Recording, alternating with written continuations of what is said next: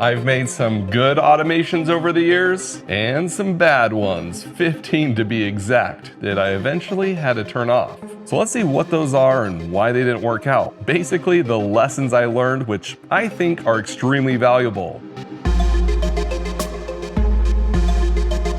Starting off with this first one, kind of the trail of lights. Basically, when I walk out of my bedroom at night, only the lights that are right above me will turn on and the rest of them will turn off. That way, no lights are on longer than they need to be to wake up people in the house. It's kind of like Bruce Wayne in his Batcave. I was extremely proud of this one. It was using timers to do it perfectly, and it worked amazing.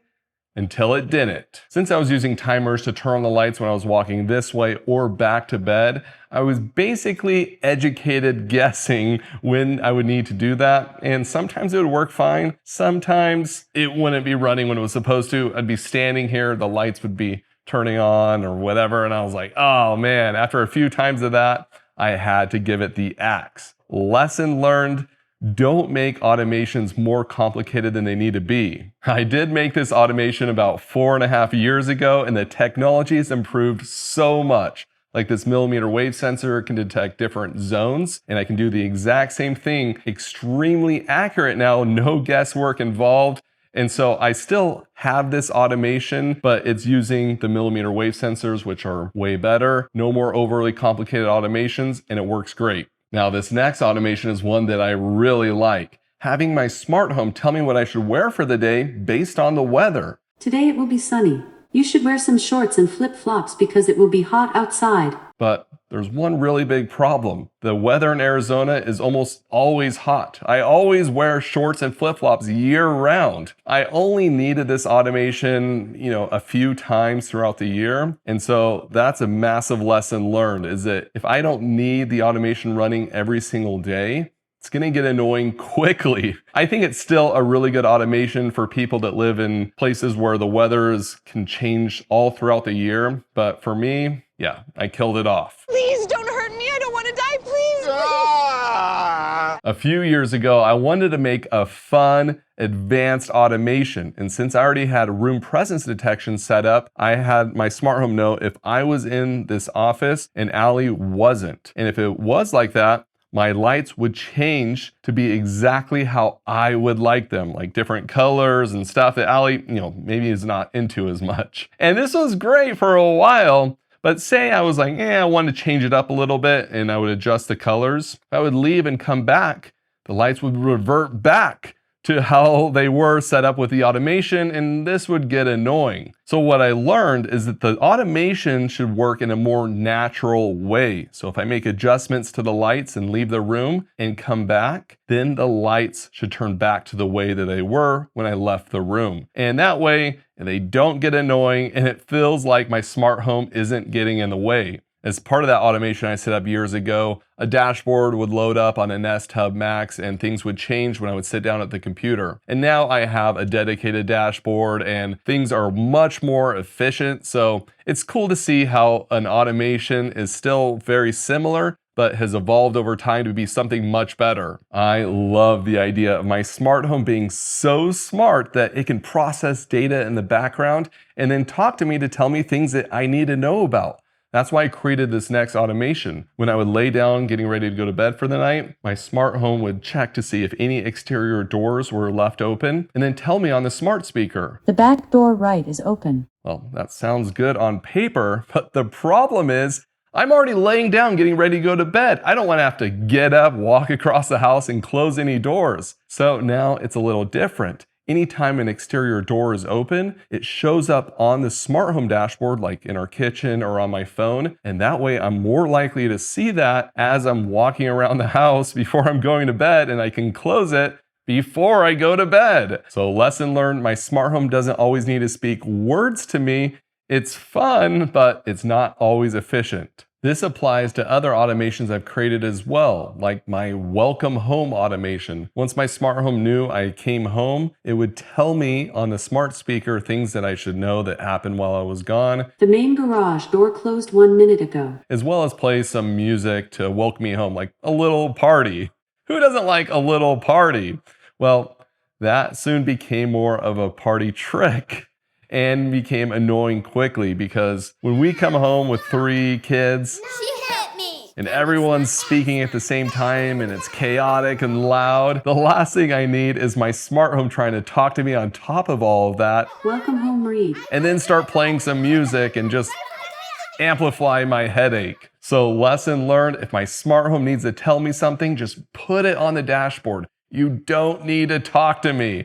And for playing music, only play it at less chaotic times. Like at night when I'm doing dishes. And pro tip for any parents out there, if your kids are ever getting on your nerves, all you have to do is say, hey, time to do some chores, kids. And magically, they go play in their room perfectly quiet. I have this automation set up where if I stand on this pressure mat in front of my sink, after dinner time, music automatically starts playing on the smart speaker over there. When I set this up, I was using the Spotify integration and it didn't work that well. And so I would stand on it, expect music to start playing. Sometimes it wouldn't, and I would start debugging it. If the automation isn't working 99% of the time, I don't want it running in my house because I'm just going to be fiddling with it and wondering why it's not working. And so I ended up killing off that automation. But lately, Music Assistant has gotten so much better that I'm using that to play music on this smart speaker now.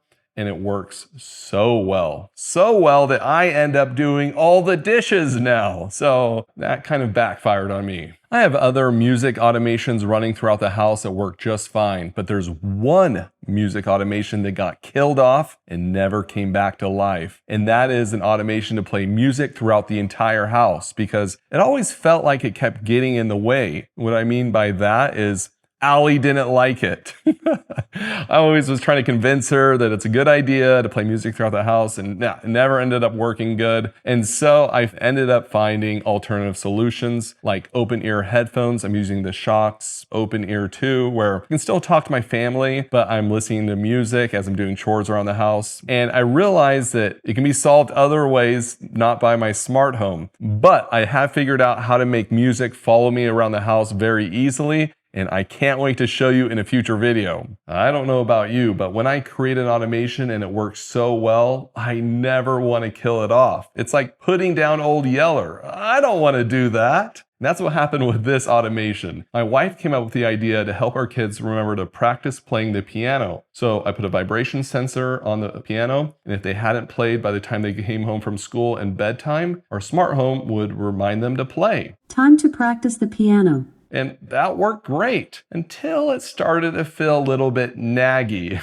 And she ended up actually switching to viola. She plays that now instead of the piano. Once the whole family, besides me, was a little bit annoyed with it, I ended up having to turn off the automation, but I learned a good lesson. Even though the automation might have worked really well in the past, if it doesn't fit the current family situation right now, sometimes you have to put it down. Speaking of nagging automations, there's one that got axed, but I really want to bring it back. Here's how the automation works. Once the kids have gone to bed and me and Allie are out here in the family room relaxing, instead of doom scrolling on our phone all night, our smart home will ask us if it should turn on the theater room, and that way we can start watching a show right away before the night gets away from us. Do you want to watch a movie in the theater room right now? I really like this because it helps me not doom scroll and we can have dedicated relax time. Allie finds this automation annoying because it's asking us and kind of forcing us to watch something. What do you guys think? Is that automation too annoying? Should I bring it back? Let me know down in the comments, and I'm counting on you to choose wisely. So speaking of the theater room, one of the automations I've showed in here is being able to press a button on a dashboard and have our favorite show automatically start playing. These types of automations I've shown throughout the house where a kid's show will start playing or whatever, and they're super fun to make because it feels like magic when it's going through and selecting the right show and all of that. You don't have to do anything,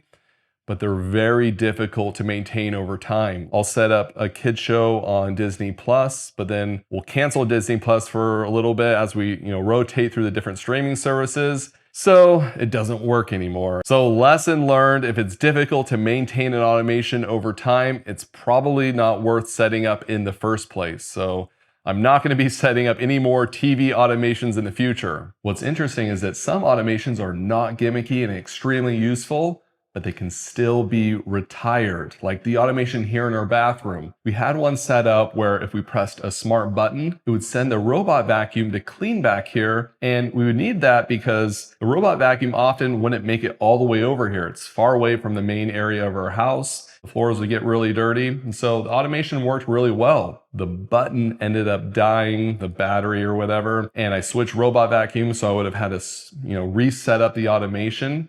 And then I realized I didn't need the automation anymore. Roborock had updated their algorithm so it would clean rooms that hadn't cleaned in a while first. And so the robot vacuum was actually coming back here way more than it used to. And so I didn't even need the automation anymore. So lesson learned, technology can improve to make an automation obsolete, and that's okay. So yeah, that one's a little more obvious, but this next automation has a much better lesson to be learned, which also involves the robot vacuum. So of course we have our robot vacuum automated to clean when no one's here in the house. Sometimes that doesn't happen too often. So Allie wanted a notification to pop up on her phone to tell us to make the robot vacuum to go around, maybe even put a button on that notification to have it start cleaning right away. So I did it. Now, the problem with this is that it stopped working a while ago, and since it was only running on Allie's phone, I didn't know that the automation stopped, and it's been stopped for a while. So lesson learned, don't make automations only run for your spouse that isn't monitoring the automation, or else it could just stop and you won't even know about it. Now I have it go to both of our phones. Now I can make sure that it's running properly. No more automations running for just you, Allie. All right, this next automation that I had to kill off is very challenging. Probably the most challenging out of all the automations in this video, because you have to choose between accurate or snappiness. Let me explain, and if you guys have a good solution for this, let me know. I'm all ears. The way that automation works is I want to be notified if Allie comes home with groceries and needs help bringing them into the house. I want to be a good husband. So I set up the automation that gets triggered if she just came home and the garage door is open for 2 minutes, because we usually leave the garage door open while we're bringing in groceries. The problem with that is once I would be notified to go help her, 2 minutes has passed and she's usually brought in most of the groceries already. So I look really dumb walking out there. I ended up just turning off that automation because it wasn't really helpful. I could also change the automation just to notify me anytime she comes home and I'm already at the house. But she doesn't always have groceries with her, so it's not accurate, but it is snappy. So I don't know. I don't think there's really a good solution for this. It's either not going to work well either way. But if you guys have a good solution, let me know. Another automation that ended up being turned off, which wasn't going to change the world or anything, was reminding me to plug in my EV at night if I hadn't plugged it in and I was walking by to take out the trash or something like that. It started to get annoying because I was probably about to plug it in anyways, and now my smart home is telling me to do that. It's like Office Space in the TPS reports. If you could just go ahead and make sure you do that from now on, that would be great. So lesson learned, automations don't have to last forever. I automated my smart home, which ended up automating my brain, which is kind of trippy to think about. All right, this next automation really encompasses an entire video that I made with lots of automations, my smart home versus my kids. Essentially, I made tons of games with my smart home that my kids could play to distract them while I'm working. It was so ridiculous, but so much fun. And the reason that most of these automations broke is because I swapped out devices too quickly. It's the nature of making smart home YouTube videos. I'm swapping out devices, trying new things. It made it really difficult to fix those automations once I had swapped out way too many devices. So lesson learned, if you are going to change some smart home devices, try to do it one at a time. Fix all the automations that are involved with that device and then move on to another. It will make life so much easier. Yeah, I need to fix these automations because my daughter has been begging to play the ninja game again to win some candy.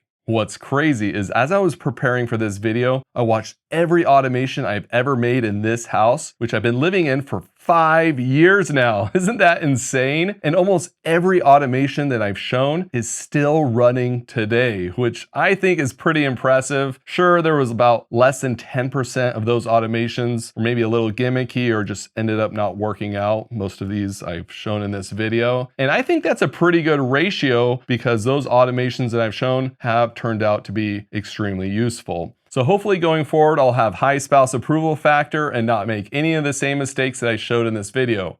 Thanks for watching. Hey Reed, why don't we talk like we used to? Because you've changed and you're not who you used to be.